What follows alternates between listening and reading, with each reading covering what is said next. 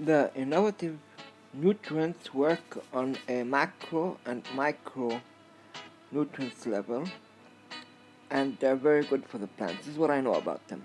Part A, 3.8% nitrate nitrogen, 0.2% ammonical nitrogen. Then we have soluble potash, K2O, 3%, calcium, 4%, molybdenum, 0.0008%, magnesium, 0.05%, and iron, 0.1%.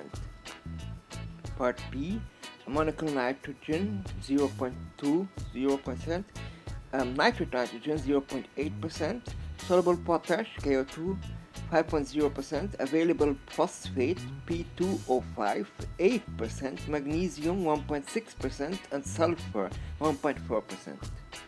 This is for the roots, Ultimate B+, B1 vitamin, natural humates, enzymes, carbohydrates, and amino acids.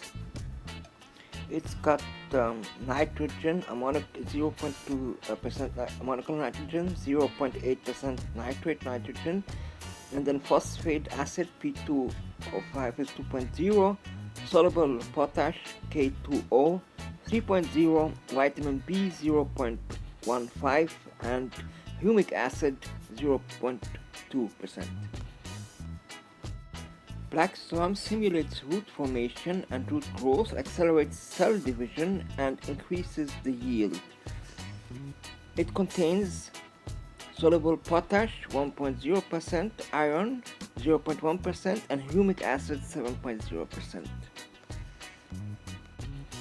And this is what I'm hoping for when I get a press, because I don't have one yet. But this is important for the flavor. This is what makes it high quality. Yeah? Aids the natural chelating agent to help promote better nutrient absorption into your plants for healthier growth. It helps the plant produce larger quantities of essential oils that they would not be able to create on their own. I use it in combination with Ultimate B+, the vitamin B thing, as a spray for the leaves also, and it's got fulvic acid, one of the Leonardite.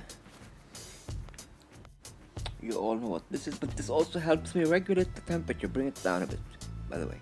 Bud Fusion has phosphate and potassium. It's designed to promote a larger fruit and heavier fruit, larger flowers and heavier fruit. Phosphates, P2O5, 15%, soluble potash, K2O, 40%, magnesium 7%, and soluble magnesium 7%.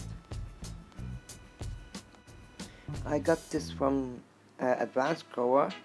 All I know, it's got N nitrogen 2%, and then P2O5, phosphate 4%, and kalium, K2O 10%. It's supposed to be good.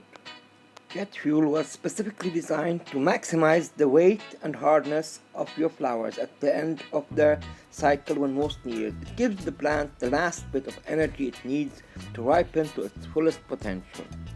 It's got 1% nitrate nitrogen, soluble potash K2O, 4%, available phosphate P2O5, 5%, and magnesium 0.95, extra ascorbic acid 0.5%. And then there's pH Pro. I have to measure this every time, but I mean, in Austria we actually have good water. There is no really need. I mean, this is just taking it to a higher level, to the next level. It's been tested in the lab. By the way, everything I use is specifically designed for the plant I am growing. But of course, I'm a beginner, and of course I'm going to have the beginner mistakes like overwatering or too much heat or this. So we'll see. These are Grow Part A and Part B. I'm not using them. I'm only using them by the Christmas tree, which I'm growing for Xmas. But I mean, I don't get these because it says here when you use this, there's no need to look at the pH level anymore. Is this true? I don't understand them. They're anyway for advanced growers, not for me yet. Interesting that I have to use these again, but I'm not taking any drugs, no. I mean, you do need them because you do have to measure in the end 0.00 double digit 0 milliliters.